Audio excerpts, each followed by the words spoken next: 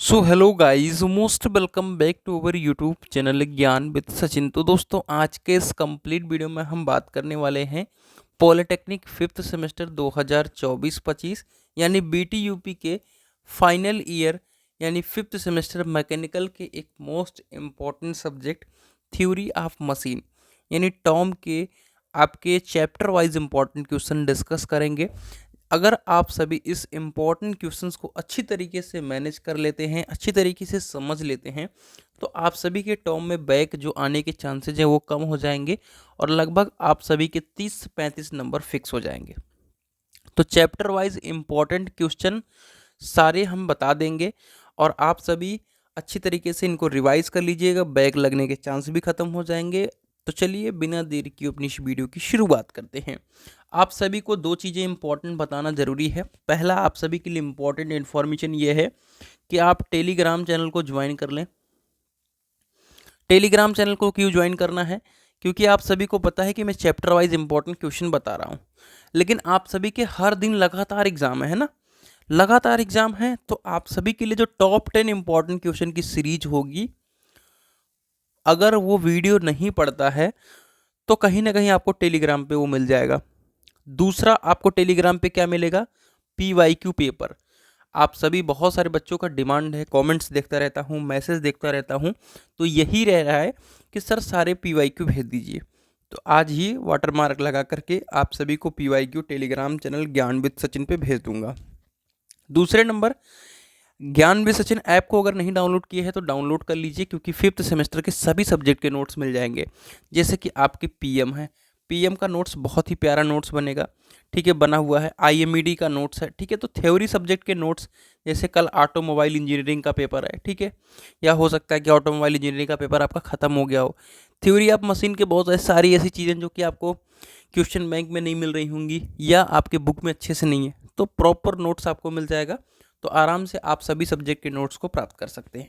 तो चलिए आगे बढ़ते हैं और थ्योरी ऑफ मशीन के इंपॉर्टेंट क्वेश्चन को डिस्कस करते हैं। फिर से हर वीडियो की तरह इस वीडियो में भी आप सभी के साथ मैं यही कहूँगा, इंपॉर्टेंट इन्फॉर्मेशन आप सभी के लिए यही है कि वीडियो को स्किप करके ना देखें। वीडियो को स्किप करके देखने से क्या होगा कि इसका गलत इम्पैक्ट आप पर और मेरे पर आएगा, वो भी मैं समझा देता हूँ। स्किप करके देखने से क्या होता है कि आप जो स्क्रीन पर लिखे हुए क्वेश्चंस हैं उनके ऊपर आप फोकस कर लेते हो। मेरी बातों को नहीं सुनोगे तो क्या होगा कि मैं जो चीज़ बताना चाहता हूँ एक्चुअल में कि कौन से ज़्यादा इंपॉर्टेंट है इसमें भी से उसको आप पढ़ना है या चांसेज हैं, वो चीज़ आप नहीं जान पाते और आप गलत चीज़ पढ़ करके जाओगे, गलत तरीके से नहीं आएगा, फिर हमें ही गाली दोगे या कहीं ना कहीं आपकी बैक आएगी, मेरा तो कुछ कर नहीं होगा, है ना। तो इसलिए अच्छे से ध्यान से सुन लो। 10 से 15 मिनट मुझे लगता है कीमती समय आपका है, लेकिन उसको निकालिए। 2 की स्पीड कर लीजिए, 3 की स्पीड कर लीजिए, 4 की स्पीड कर लीजिए, जितना स्पीड हो कर लीजिए, लेकिन अच्छे से सुन लीजिए। देखिए, थ्योरी ऑफ मशीन में क्या होता है, जनरली डिफ्रेंशिएट क्वेश्चंस ज़्यादा आते हैं, यानी अंतर स्पष्ट करने के क्वेश्चंस बहुत आपको देखने को मिलेंगे। तो ध्यान दीजिएगा कि जहाँ भी आप पढ़ाई करें, जो भी टॉपिक पढ़ रहे हैं, अंतर के बारे में ज़्यादा से ज़्यादा देखिए। तो ये जो 2 क्वेश्चन बन रहे हैं ना, ये 5 नंबर के बहुत प्यारे क्वेश्चन बनते हैं। जैसे कि आप सभी के मैकेनिज्म और मशीन में अंतर पूछ लेगा या स्ट्रक्चर और मशीन में अंतर पूछ लेगा। आपको 5-5 पॉइंट दोनों के बारे में देख लेना है, बहुत प्यारे से। पहला ही चैप्टर है, पहले दूसरे पन्ने पर ही आपको मिल जाएगा। कोई सी भी बुक पढ़ लोगे, कोई सा भी क्वेश्चन बैंक या मेरे नोट्स में देख लोगे, तो बहुत ईजिली आपका यहाँ से काम इसका बन जाता है। अगला जो हमारा इम्पॉर्टेंट क्वेश्चन बनेगा वो बनेगा स्लाइडर क्रैंक मैकेनिज्म के गतिशील विश्लेषण की व्याख्या करें। काफ़ी इंपॉर्टेंट तरीके से मैंने यहाँ पर 5 मार्क भी दिया है इसको। ये बहुत ज़्यादा चांस है कि इस बार पूछा जाए। बाकी लिंक वगैरह के बारे में पूछ लेगा, उसके टाइप्स, रिजिड लिंक वगैरह जो है, डिफिनीशन, छोटी छोटी एक लाइन की डिफिनीशंस है, ये दो नंबर में पूछे जाते हैं काफ़ी 100%। जैसे हायर पेयर, लोअर पेयर, ठीक है। तो इनको भी आप देख सकते हो और बहुत ईजिली तैयार भी कर सकते हो। मुझे लगता है छोटे छोटे डिफिनीशंस याद करने में कोई दिक्कत नहीं आने वाली है।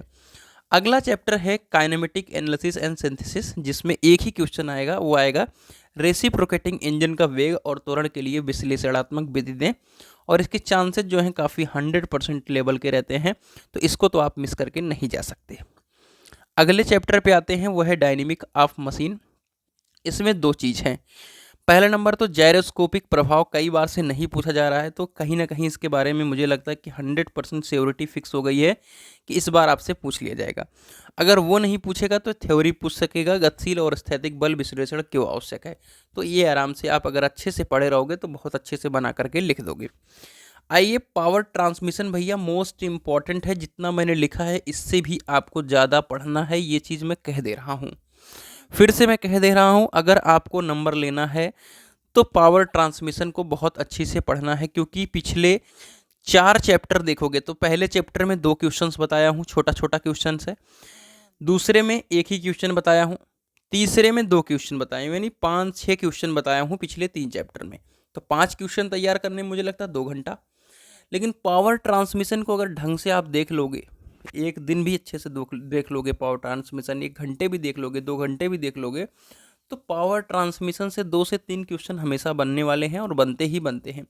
इसमें आपको टर्मिनोलॉजी भी देखने को मिलेगी, इसमें एडवांटेज डिसएडवांटेज भी देखने को मिलेगा, टाइप्स भी देखने को मिलेगा, डिफरेंस भी देखने को मिलेगा। तो कई सारी चीज़ें मिक्स रहती हैं, तो कहीं ना कहीं काफ़ी इंपॉर्टेंट चैप्टर बन जाता है। विभिन्न प्रकार के चेन और इसके टर्मिनोलॉजी को बताइए, ये इंपॉर्टेंट क्वेश्चन मेरी दृष्टिकोण से है। फ्लैट और वी वेल्ट ड्राइव को समझाना है और इसके एडवांटेज डिसएडवांटेज को बताना है। बेल्ट और रोप ड्राइव को समझाना है। Creep, slip, pulley, velocity ratio वगैरह को समझाना है। ये कम है अभी, लेकिन ये आपके एग्ज़ाम के प्रोस्पेक्टिव से काफ़ी इंपॉर्टेंस है। और जितना हो सके मेरी तरफ से भैया मैं रिक्वेस्ट करूँगा कि और जो भी आपके सिलेबस में है वो चीज़ों को कवर करें। मैंने इंपॉर्टेंट के प्रोस्पेक्टिव से दिया है, लेकिन और अगर करेंगे तो ज़्यादा ही बेटर होगा, क्योंकि यहाँ से कोई सा भी क्वेश्चन रिपीट भी किया जा सकता है पिछले साल का, या इसमें बढ़ा सकते हैं। ठीक है, तो कहीं ना कहीं ये पावर ट्रांसमिशन काफ़ी इंपॉर्टेंट रहता है। आइए, फ्लाईव्हील का एक क्वेश्चन फिक्स रहता है, वो क्या रहता है। अब इसमें से चाहे वो फ्लाईव्हील क्या होता है और इसके उपयोगों का वर्णन कीजिए, बहुत इजीली आपका 5 नंबर बन जाता है। लेकिन ये लास्ट ईयर ऐसा पूछा जा चुका है, तो चांसेज हैं कि आपसे डबल एक्टिंग स्टीम इंजन के फ्लाईव्हील के टर्निंग मोमेंट डायग्राम को पूछ लिया जाए। अगर coefficient of fluctuation of speed and energy पूछता है तो ये काफ़ी इजी वे में है, तो इसको तो बहुत अच्छे से तैयार कर लोगे। लेकिन इसके ज़्यादा चांसेज हैं, तो दोनों के ही चांसेज हैं।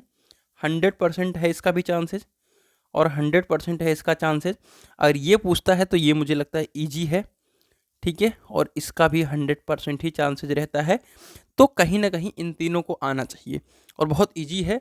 फ्लाई व्हील क्या होता है, इसके उपयोगों का वर्णन करना तो 10 मिनट का खेल है। बाकी ये इन दोनों को आधा आधा घंटा आपको देना होगा, ठीक है।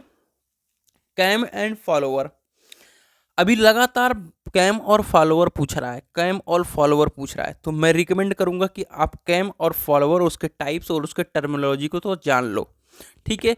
ये आप सभी से 101% में रखते हैं, ठीक है। लेकिन अगर बाई द वे ये नहीं बनता है तो आप सभी से वेग का जो कैम गति आरेख है और आपके एक समान त्वरण के कैम का विस्थापन आरेख पूछ लेगा, ठीक है। तो ये 3 क्वेश्चन यहाँ से बनते हैं, जिसमें इसकी प्रोबेबिलिटी बहुत ही ज़्यादा इस समय है। एग्जामिनर का मूड अगर चेंज हो जाता है, जैसे लास्ट ईयर इंजीनियरिंग मटेरियल्स में चेंज हो गया था, तो पिछले साल मतलब पिछले 2-4 सालों में जो दिए हुए क्वेश्चन थे एक भी उसने रिपीट नहीं करें, ठीक है। सिलेबस से ही दिया, ऐसी बात नहीं है, बट चेंज कर देते हैं। कॉन्सेप्ट ऑफ बैलेंसिंग में एक ही चीज़ पूछता है, एक क्वेश्चन आ जाएगा, चाहे वो आउट ऑफ बैलेंस पूछ ले या कॉन्सेप्ट ऑफ बैलेंसिंग, ठीक है। तो दोनों को मिला जुला करके लिख देना, तो ये 5 नंबर यहाँ से बन जाता है। ये भी वाइब्रेशन भी पूछेगा, ये भी 5 नंबर यहाँ से बन जाएगा। तो अब आइए टारगेट को हम बताते हैं कि कहाँ से आपको टारगेट पकड़ना है, जिससे आपके पहले से 15 से 20, 25 नंबर क्लियर हो जाएं। उस टारगेट को पकड़ना आप सभी के लिए काफ़ी इंपॉर्टेंट है। देखिए, पहला नंबर तो वाइब्रेशन बहुत ईजी है, इसके टाइप्स कैसे रिड्यूस करें, इसके क्या क्या कारण हो सकते हैं, इसको पढ़ लेना है, 5 नंबर फिक्स है। बैलेंसिंग भी 5 नंबर यहाँ से फिक्स है, तो 10 नंबर पे हो गई कहानी आपकी ख़त्म, ठीक है। पहले चैप्टर में इन तीनों चारों में से 100% पूछना है, जिसमें स्लाइडर कैंक मैकेनिज्म पूछे ज़्यादातर चांसेज है। यहाँ से हो गए 20। रेसिप्रोकेटिंग इंजन का वेग और त्वरण के लिए डायग्राम, ये भी हो गया 5, ये हो गए आपके 20 मान लो, ठीक है, यहाँ से 20 मान लो। जायरोस्कोपिक के भी चांसेस हैं, 25 मान लो। और उसके बाद आपकी फ्लाईव्हील को अच्छे से रट लोगे, 3 ही क्वेश्चन हैं, तो 30 हो जाएंगे। अब बचता है कैम और फॉलोअर और पावर ट्रांसमिशन। इन 2 चैप्टर को आपको अलग से देना होगा। अब अगर आप इसे अलग से दे दोगे तो 20 नंबर और जुड़ जाएंगे आपके, नहीं देते हो तो कहीं ना कहीं आपके लिए दिक्कत है। तो मुझे ऐसा लगता है कि आपको कैम और फॉलोअर को अच्छे से देख लेना चाहिए, उसके बाद पावर ट्रांसमिशन को। न्यूमेरिकल नहीं करोगे तब भी आपका काम पूरे अच्छे से बन जाएगा। तो ये थी आज की छोटी सी video machine design theory of machine के ऊपर, जिसमें हमने सारे चैप्टर वाइज इंपॉर्टेंट क्वेश्चन को कवर कर लिए हैं। बाकी टेलीग्राम चैनल को ज्वाइन करो टॉप 10 इंपॉर्टेंट क्वेश्चन के लिए और PYQ के लिए, और नोट्स को परचेज कर लो अपनी तैयारी की शानदार तरीके से मजबूती के लिए। तो मिलते हैं एक नई वीडियो के साथ, तब तक के लिए bye bye, tata, take care, love you all.